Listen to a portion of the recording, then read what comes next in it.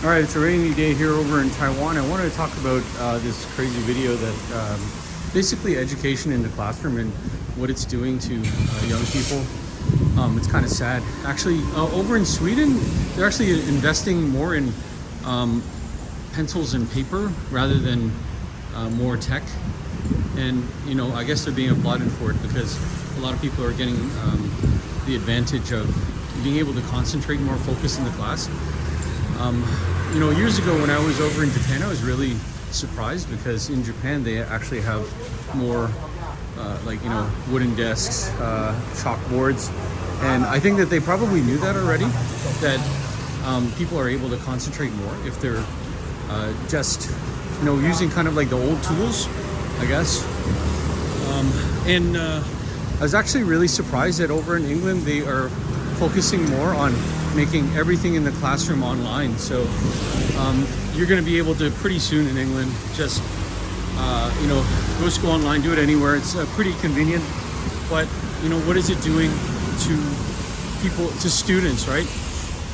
Yeah, they're able to absorb more information really quickly, but they can't focus on more than 10 pages when they're reading in a book. I think that that's probably really scary in a way. Well, it's not scary, but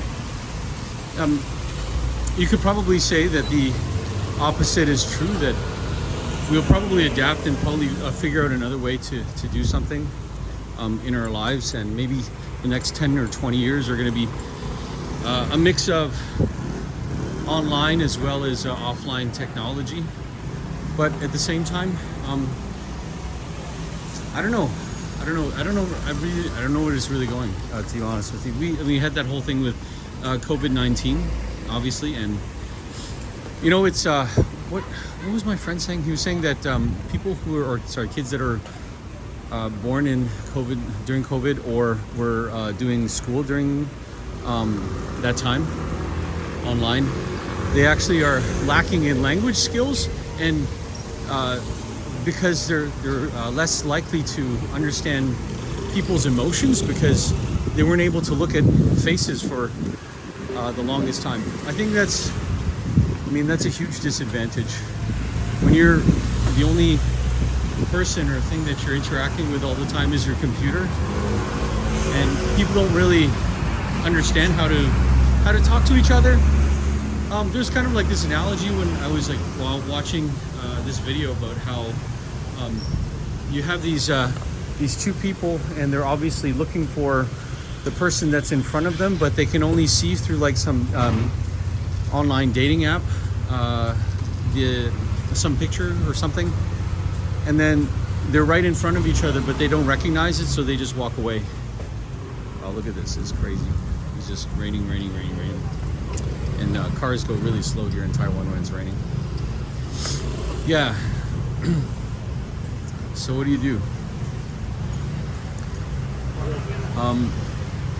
I mean, there's so many people might say that the people are already lazy already, so it doesn't really matter, and people get distracted really easily.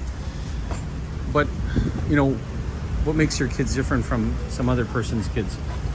And then when other people's kids are successful because they know how to focus more and concentrate, they can create things, they can write better rather than just focusing on, I don't know, something for like 10 minutes.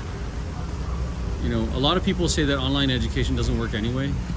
I mean, yesterday I did have a class, and mind you, it was like a trial class.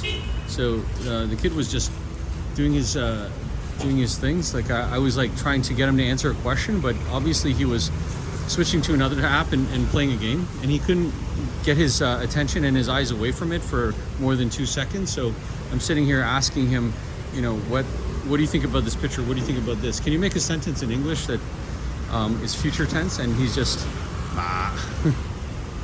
so, you know, and they need some attention. They need somebody else to kind of like look at them and say, hey, well, look at this for a while. And then they'll think like, why?